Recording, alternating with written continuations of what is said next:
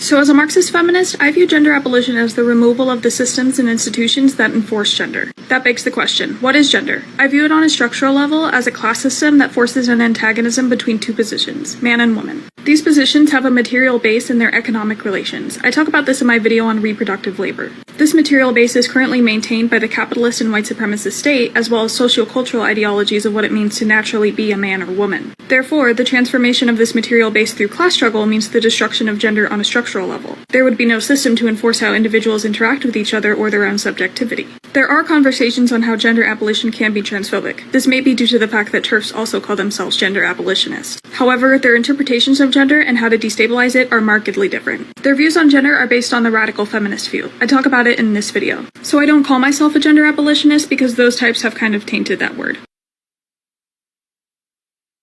What the f*** are you talking about? So that young lady we just heard from in the first clip must have very proud parents.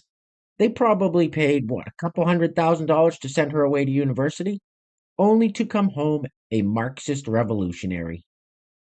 Anyway, welcome back. Thank you guys so much for joining me. So I have a fairly quick and very crazy clown world update for you guys today, and as usual, we just don't have any time to waste, so let's get into it. Now, if you place your attention on the screen for a moment. So this rather hairy individual is Roxanne. Now, Roxanne is a biological man that identifies as a trans woman and calls himself a transbian or trans lesbian. Now, I'm sure most of you know how the rest of the story goes, but for those that are new here, let me fill you in real quick. So Roxanne will not date other transbians. Roxanne will only date cis lesbians and only use ladies' restrooms. Huh?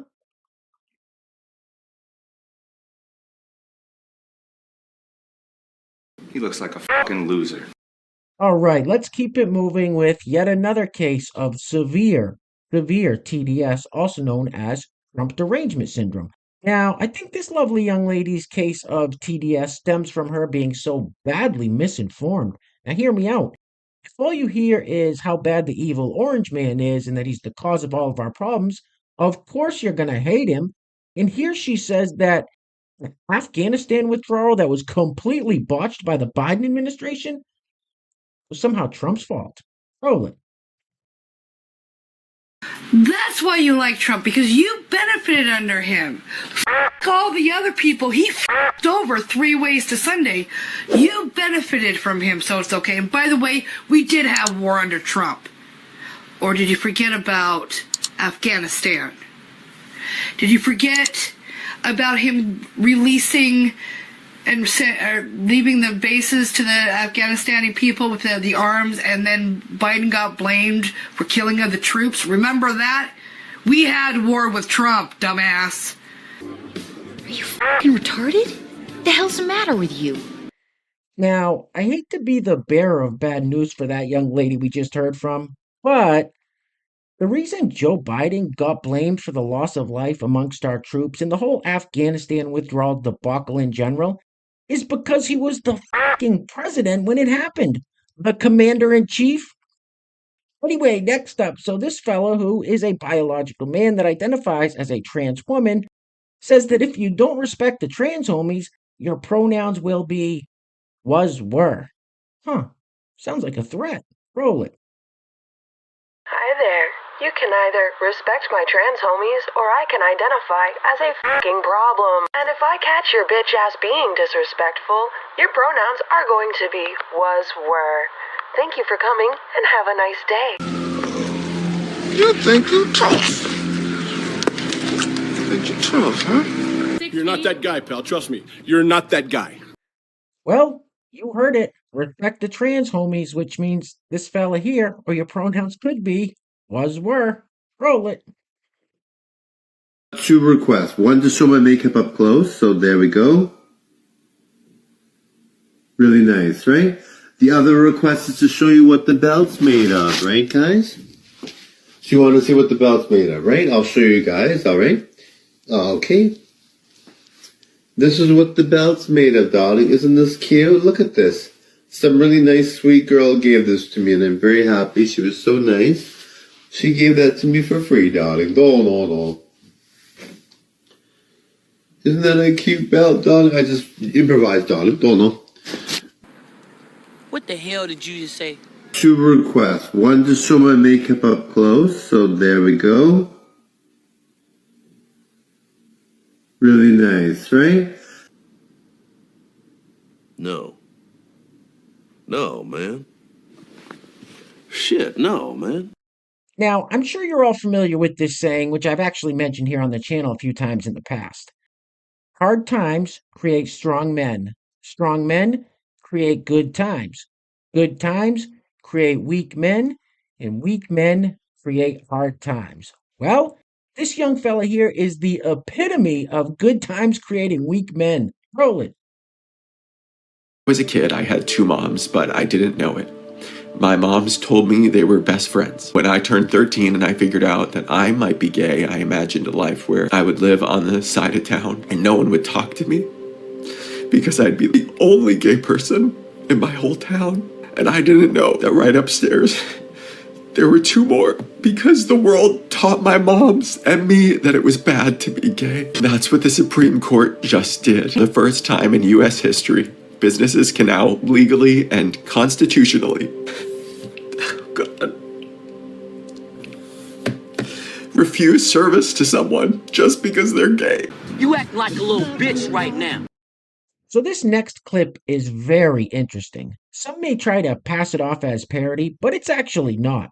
So this individual here wearing the dress is a biological man that identifies as a trans woman, and his partner, who we will see in just 1 second, is a biological woman that identifies as a trans man. I think I got that right. Anyway, they do this little skit called the Trans Agenda. Check it out. Roll it. Do you hate your body? Do you feel bogged down by lousy gender roles? Are you tired of living in a cisgender world? Well, we got news for you. Introducing the Trans Agenda. Let's face it, biological sex is a joke. Identifying with the gender you were assigned at birth is tired. Don't be boring. Transition! Before discovering the Trans Agenda, I hated my boobs. I hate my boobs. Before I found the Trans Agenda, I hated my lack of boobs. I hate my lack of boobs. That's until we did the good old-fashioned switcheroo. And now, we're cool! Some may say that the Trans Agenda is about the freedom of self-actualization or bodily autonomy or equal rights for all. This is about total world domination! We want to tear society apart. Biological sex, social decorum, overcomplicating our existence and embarrassing our families just for attention. Pronouns are my Bible. This is a trend that's here to stay. If we can't be cis, then no one can. So join the Trans Agenda. Transition now, or we'll find you. You guys look like... What do they look like, Jimmy? dorks. They look like a couple of dorks. All right, next up. So this young lady makes a statement that I never in a million years thought I would hear anyone say, mostly because it's so fucking absurd. She says, genital preferences are always transphobic. Roll it. Yes, genital preferences are always transphobic. You're welcome. No, but seriously, deciding that you don't want to be intimate with someone because of the genitals they have is transphobic, particularly like if you think about in this case, this means that this person is not open to dating trans women, which invalidates their womanhood. Not only that, it makes assumptions about the way that trans people are going to want to use those genitals. The idea that trans people use the body parts that they have in the same way that cis people with those same body parts do is transphobic. Say it with me. Genital preferences are always transphobic. That's the stupidest fucking thing I've ever heard in my life. Right. Okay? That is just stupid. Real quick, before we go any further, I want to give a huge shout out to the sponsor of today's video. And while I'm doing that, I'm going to let this loop on the screen. Wow, it looks like this young lady's hind parts are on the front. I think they call that front butt or rupa. I don't know. Anyway, today's video is being brought to us by Caroline Cottrell, who is watching all the way across the pond in the UK. Caroline, thank you so much for sponsoring today's video. I really appreciate the support. So once again, today's video sponsor all the way from the UK is Caroline Cottrell. Now, if you'd like to sponsor the next video and help support the channel, there is a PayPal link in the description box below, and I will say your full name as a sponsor of said video unless stated otherwise by you. Alright, this can't be healthy in any way, shape, or form. Get this off the screen, please. Ugh.